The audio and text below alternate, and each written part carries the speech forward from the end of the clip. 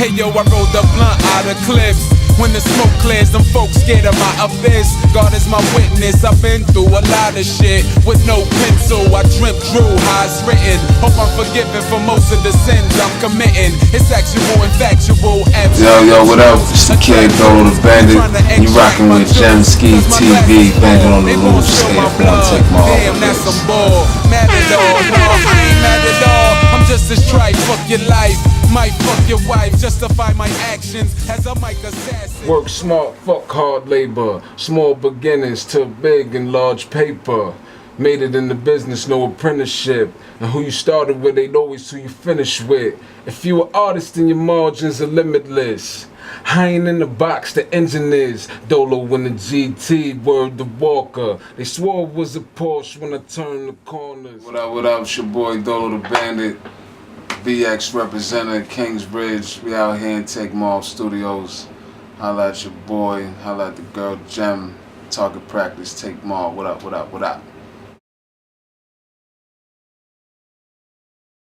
Started rapping maybe about 8th grade, 9th grade. I used to always like write poetry and shit like that, but or just fuck around with the freestyle game and all of that. Then I started getting real serious around high school. One of my mans, he used to really press me to rap. Me and my other niggas to rap like crazy. And then you know, we used to get it in the lunchrooms and all that in school, going hard with the bars. And I think around that time, that's what really started to spark niggas going hard and shit with the rap, on the rap tip.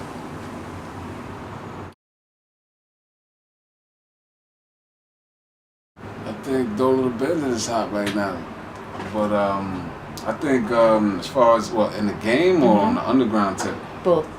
I think on the underground tip, what's hot on the underground tip? I think in the industry, dudes like Kendrick Lamar is hot. Dudes like Schoolboy Q is dope. You know, those newcomer niggas. On the underground tip, I say dudes like, you know, like Ab-Soul and also on TDE. I like Smoke Desert. I think Smoke Desert's cool. Who else? Ain't too many niggas though.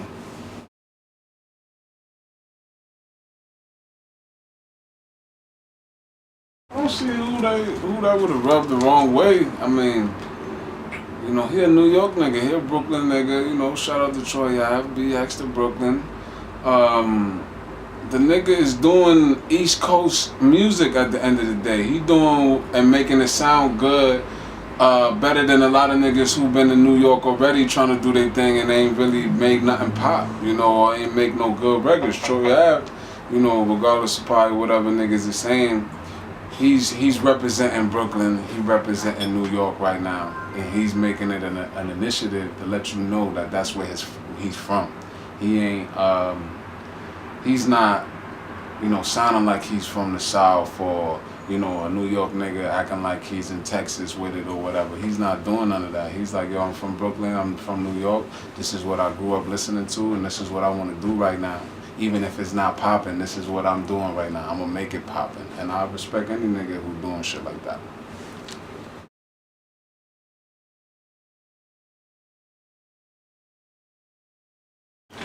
I think New York rap is lacking identity.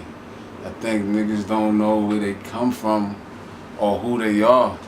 So they running around sounding like everybody else and swagger jacking everything else that seem like it's hot or popping right now.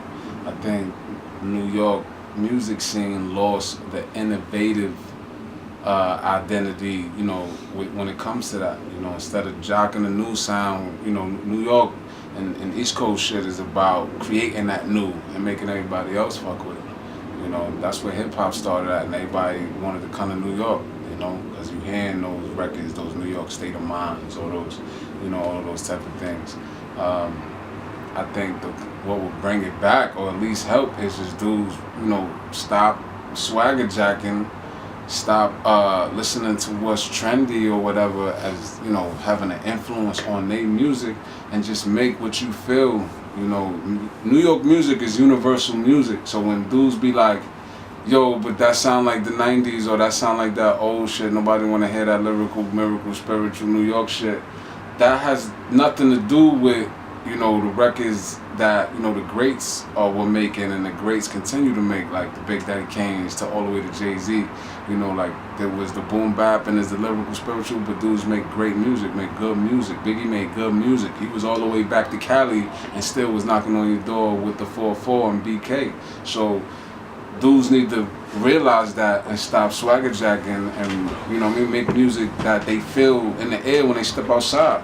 I can't make something that sound like I'm on a dirt road in Atlanta because I'm in New York.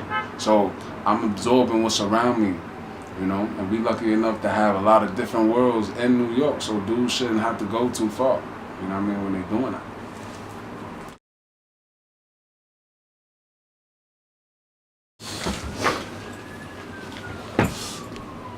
What happened to me a couple years ago, I suffered from a home invasion. You know, I got wounded by a shotgun.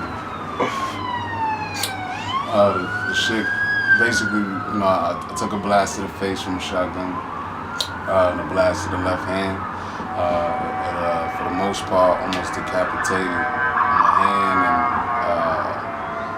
and my jaw, for the most part. And you know, I had to heal and build up back from that. You know, just results of just having, you know, maybe the wrong people in your circle, man, and not having your shit as tight as you need it to be. You need to be, you know, 360 degrees with who's around you, you know what I mean, and what's in your surroundings. And the moment you caught slipping, you know, things can happen. And that was, you know, something that happened to me. You know, I had to defend myself and build myself back up to where I'm at now, you know. Perseverance is what I would say comes from all that.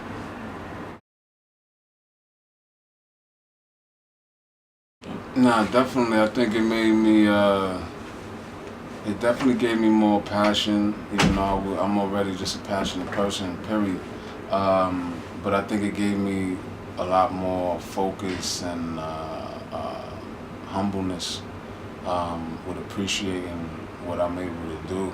And not that you don't take it seriously though, but you know, like any day could be your last, you know, and if you have something that you want to do, you should, you know, do it today, not tomorrow. You know, do whatever you can do about it today. And me being able to continue to do what I do, you know, produce and write and make music and stuff like that, me being able to do that now, you know what I mean, it lets me know that you can't take life for granted. You can't take certain things for granted. Your body, your mind, your spirit, certain things you can't take for granted. You know, like the energy that I had before I got shot versus the energy I got now. You know, you got some days you be like, you know, I wish I could do this, I wish I could do that. I'm still able to do certain things, so I take it from there, you know. It just assured me that nothing can stop you. Nothing can stop me, and that I am serious about what I'm doing, and you know, I give my life for what I'm doing. So that's all. I think that's what it really did. It just let me know, like, you know, I ain't going nowhere, and this is what I'm doing, and nothing's gonna stop that. So I don't need to stop.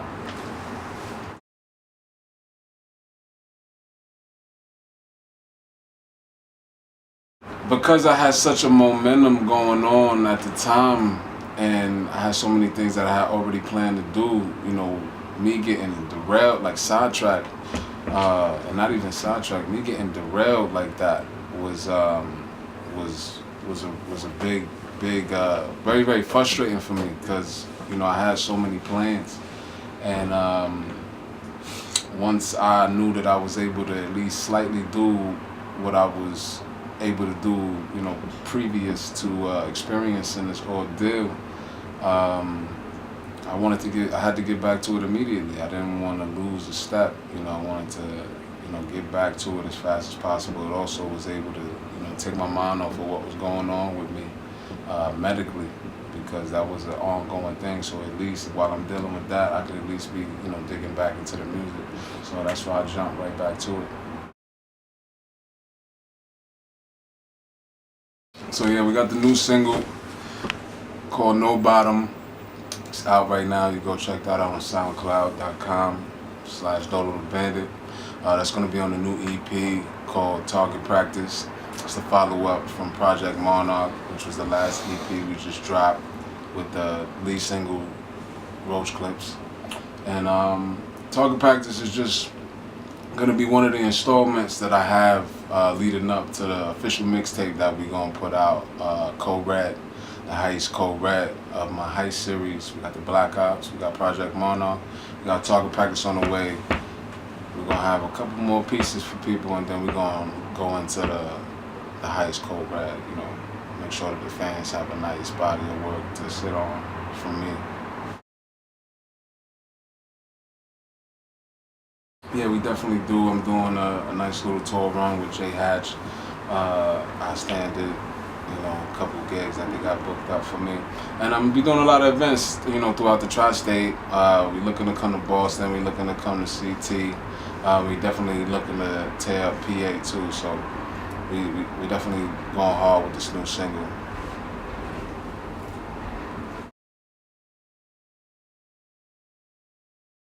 It's the Bandit on the Loose t-shirts. We're gonna have them. We're gonna be taking pre-orders and all of that real soon. But for now, we're just gonna let you guys know what's coming out. This is definitely Bandit on the Loose t-shirts. Got the hats on the way and all that. You can holler at me at Dolo the Bandit on Twitter. You can holler at me at Bandit on the Loose on Instagram. You can holler at me on IG too. I got the Dolo the Bandit. So you definitely follow me on there, and we could let you know what's going down.